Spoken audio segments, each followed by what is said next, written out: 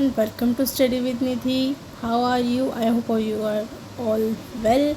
So today we will continue our chapter 2, acid, bases and salts. In the previous video we have done our chapter till how acids and bases react with metal. Today we will cover topic how do metal carbonates and metal hydrogen carbonates react with acid. तो अब तक जिसने वो video नहीं देखी है पीछे वाली, तो उसका लिंक आपको डिस्क्रिप्शन में मिल जाएगा, पहले वो देख लेना, तभी आपको ये समझ में आएगा। तो हम पढ़ते हैं कि कैसे मेटल कार्बोनेट और मेटल हाइड्रोजन कार्बोनेट रिएक्ट करते हैं एसिड के साथ। मेटल कार्बोनेट क्या होता है? जब मेटल हो और उसके साथ CO3 जुड़ा होता है उसे बोलते हैं कार्बोनेट, मेटल कार्बोनेट। और मेटल हाइड्रोजन कार्बोनेट का मतलब क्या है कि उसमें मेटल भी हो, हाइड्रोजन हो और साथ में कार्बोनेट हो। ठीक है, ये मीनिंग समझ में आ गया।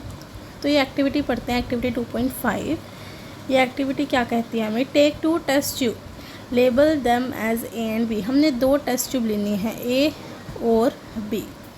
ठीक है, take about 0.5 gram of sodium carbonate in a test tube A. इस टेस्ट ट्यूब के अंदर हमने क्या ले लिया? सोडियम कार्बोनेट ले लिया, मतलब Na2CO3 ले लिया। And about 0.5 gram of sodium hydrogen carbonate. और टेस्ट ट्यूब बी के अंदर हमने क्या ले लिया? Hydrogen carbonate.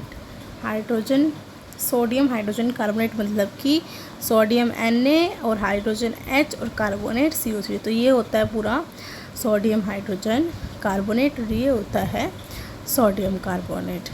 ठीक है, एक टेस्ट ट्यूब के अंदर हमने क्या लिया? सोडियम कार्बोनेट लिया। दूसरी टेस्ट ट्यूब के अंदर हमने क्या ले लिया? Sodium hydrogen carbonate. To add 2 ml of dilute HCl to both the test tube. और दोनों टेस्ट ट्यूब के अंदर आप क्या डाल दो?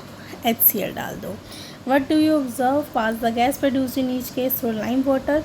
और जो गैस इस एक्टिविटी में निकलेगी उस गैस को पास करेंगे थ्रू लाइम वाटर से, एज शोन इन फिगर 2.2। क्या किया इसमें? देखो हमने पहले देखो the reaction occurring in the above activity में कौन सी रिएक्शन हुई? इन्होंने कहा है कि क्या पहले टेस्ट ट्यूब ए में क्या लो? Na2CO3 सोडियम कार्बोनेट लो, उसको HCl के साथ रिएक्ट करवाओ। तो क्या हो जाएगा? ये कौन सी रिएक्शन हो गई? Double displacement reaction. कैसे? इसके अंदर Na जो है वो Cl के साथ चला जाएगा, ठीक है, और वाटर बाहर निकलेगा H2O और CO2 बाहर निकलेगा। ठीक है, याद रखेंगे आप कि जब भी मेटल कार्बोनेट जो है वो रिएक्ट करेगा किसी एसिड के साथ, तो क्या बन जाएगा? एक तो salt plus water plus CO2 बनेगा। ठीक है, ये आपको याद रखना है। तो इस एक्टिविटी में बताया कि जब भी कोई भी एसिड के साथ रिएक्ट करता है, ये मेटल कार्बोनेट है, ये रिएक्ट कर रहा है एसिड, HCl क्या है? एक एसिड है, इसके साथ रिएक्ट कर रहा है तो एक सॉल्ट बन रहा है, प्लस हाइड्रोजन वाटर और CO2 गैस निकल रही है। वाटर कैसा है? लिक्विड। H2O क्या है? लिक्विड। वाटर निकल रहा है। ठीक है, तो कभी भी सोडियम, कोई भी मेटल कार्बोनेट जब रिएक्ट करता है HCl के साथ तो वो क्या देता है? सॉल्ट, वाटर और CO2 गैस। ठीक है, CO2 गैस ज़रूर निकलती है। अब जैसे दूसरी टेस्ट ट्यूब में इन्होंने NaHCO3 लिया था, उसके अंदर भी HCl डाला, तो क्या बन जाएगा? Na के साथ Cl, H2O बाहर और CO2 बाहर। ठीक है, फिर इन्होंने कहा कि जो गैस निकल रही है उस गैस को रिएक्ट करवाओ लाइम वाटर के साथ। तो गैस कौन सी निकल रही थी? CO2। लाइम वाटर क्या होता है? CaOH twice. तो CO2 को जब लाइम वाटर के साथ रिएक्ट कराते हैं तो क्या बन जाता है? CaCO3 और वाटर। और CaCO3 का क्या बनता है? White precipitate. की रिएक्शन आपको फर्स्ट चैप्टर में भी देखने को मिलती है। क्लियर? फर्स्ट चैप्टर में हमने ही पढ़ा होगा कि लाइम वाटर जब ऑक्सीजन के साथ CO2 के साथ रिएक्ट होता है तो क्या बनाता है? कैल्शियम कार्बोनेट और वाटर। तो क्लियर हो गया। तो इससे हमें क्या पता चलता है कि कोई भी जब मेटल कार्बोनेट होगा वो रिएक्ट करेगा एसिड के साथ तो क्या बनेगा? Salt plus water plus CO2। ये मोस्ट इम्पॉर्टेंट है। ठीक है, नेक्स्ट एक ऑन पासिंग एक्सेस, और ये भी एक एक्सेप्शन आता है, ये भी मोस्ट इम्पॉर्टेंट है कि जो इसमें तो उन्होंने कहा कि हमने ऑक्सीजन पास कर दी, अगर हम एक्सेस ऑक्सीजन नहीं, कार्बन डाइऑक्साइड, इन्होंने कहा तो कि हमने COH से CO2 पास कराई, CaCO3 बन गया। लेकिन अगर एक्सेस कार्बन डाइऑक्साइड होती है तो क्या होता है, जब CaCO3 के अंदर जब हम वाटर डालेंगे और CO2 डालेंगे तो जब एक्सेस कार्बन डाइऑक्साइड होता है तो क्या बन जाता है, CaHCO3 ट्वाइस, जो कि क्या होता है, सॉल्यूबल इन वाटर। एक्सेस कैसे हुआ ये देखो, पहले हमारा ये क्या बना था, इसको रिएक्ट करके COH ट्वाइस को रिएक्ट कराया हमने CO2 के साथ, तो CaCO3 बना और वाटर बाहर निकला। अब इन्होंने कहा जब ये जो प्रोडक्ट हमारा निकला है ये एक्सेस CO2 इससे रिएक्ट कर दिया तो क्या होता है, तो हमने ये प्रोडक्ट लिया, CaCO3 और वाटर सेम है, फिर एक्सेस CO2 डाल दी तो क्या बनता है, तो हमारा बनता है CaHCO3, जो कि क्या है, कैल्शियम हाइड्रोजन कार्बोनेट है इसका नाम। देखो कैल्शियम है, H है तो हाइड्रोजन और कार्बोनेट CO3, तो इसका नाम क्या है, calcium hydrogen carbonate.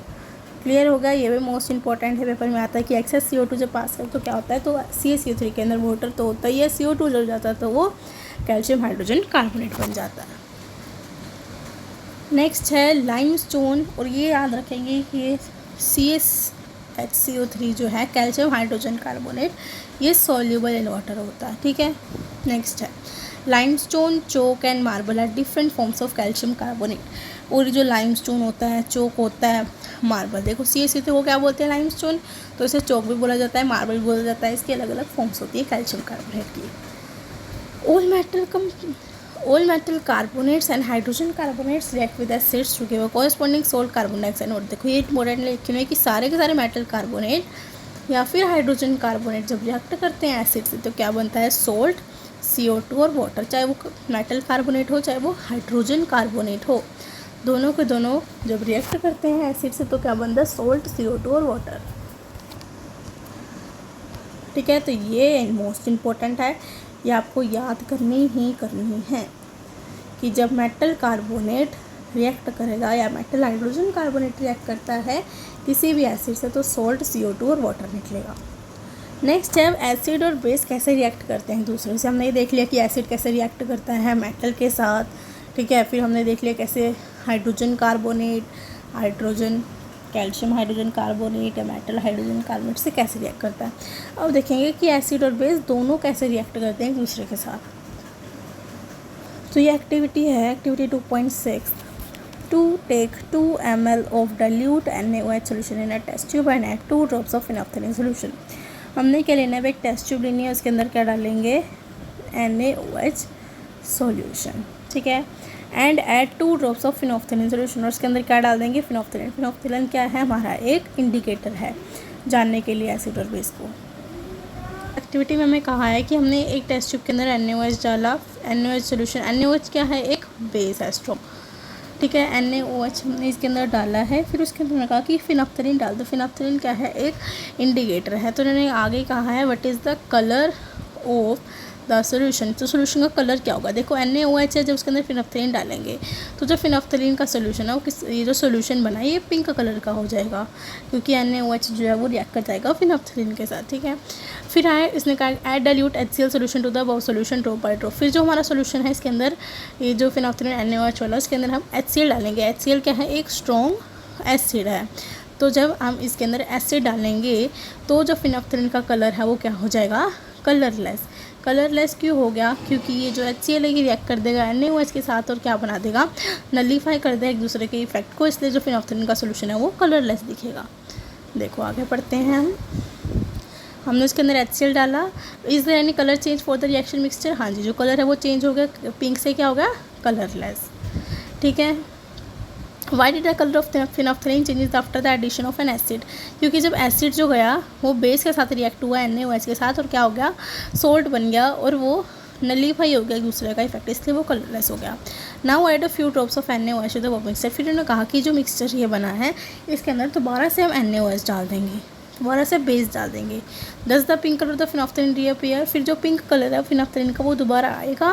What do you think this has happened, अगर हम इस सॉल्यूशन के अंदर दोबारा से NaOH डाल देंगे तो बेस ज़्यादा हो जाएगा, बेस ज़्यादा हो जाएगा तो ये जो फिनोफ्थेलिन का कलर है दोबारा से पिंक हो जाएगा, ठीक है। ये एक्टिविटी समझ में आई आपको, फिनोफ्थेलिन का कलर जब NaOH के अंदर फिनोल्फथालीन का कलर पिंक होगा, लेकिन जब उसके अंदर HCl डालेंगे तो फिनोल्फथालीन का कलर जो है वो कलरलेस हो जाएगा।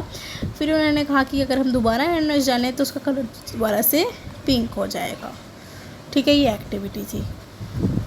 In the above activity, we have observed that the effect of a base is nullified by an acid and vice versa। हमने पढ़ा कि जो NaOH है जो कि एक एसिड बेस है और HCl जो है जो एक एसिड है, इन दोनों ने रिएक्ट करा और दूसरे को नलीफाई कर दिया।